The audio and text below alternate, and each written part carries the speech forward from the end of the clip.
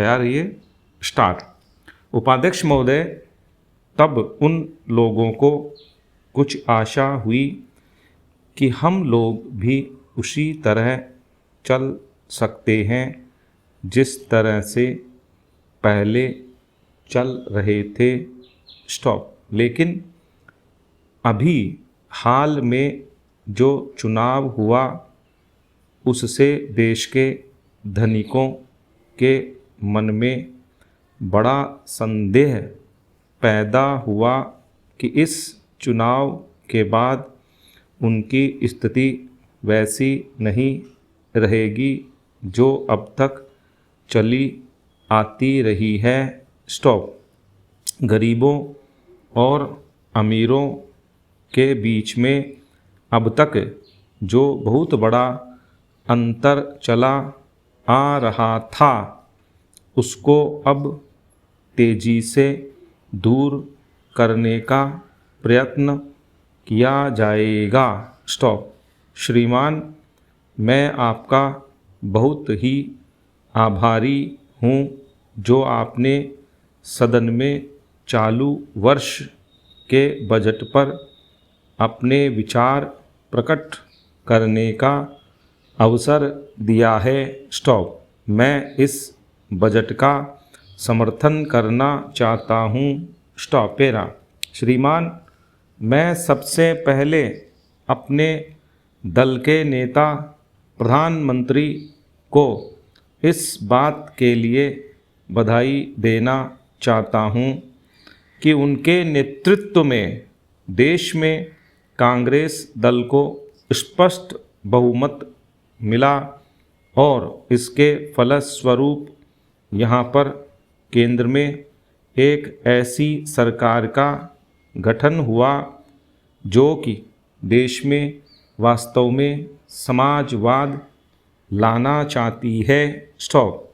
मैं वित्त मंत्री जी को इस बात के लिए बधाई देना चाहता हूँ कि लोकसभा के मध्यावधि चुनाव में जनता द्वारा कांग्रेस दल को जो आदेश दिया गया था उन्हें स्मरण है और वह तन मन धन से उसका पालन करना चाहते हैं। स्टॉप। वह आदेश था देश में सामाजिक और आर्थिक विषमता दूर करने का, देश से गरीबी, बेकारी और बेरोज़गारी को हटाने का और देश के जो पिछड़े हुए हिस्से हैं उनका पूरा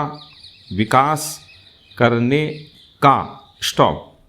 साथ ही साथ इस बात का भी आदेश था कि देश के अंदर इस प्रकार की सामाजिक और आर्थिक व्यवस्था पैदा की जाए जिसके अंतर्गत जनता शोषण से मुक्त हो सके।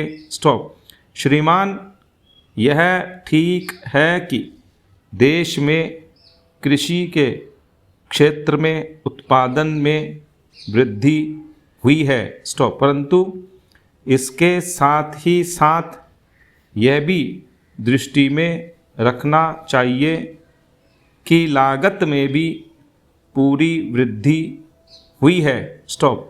इसके लिए आवश्यक है कि सिंचाई के साधन बढ़ाए जाएं और अधिक उन्नत बीजों का प्रयोग किया जाए। स्टॉप।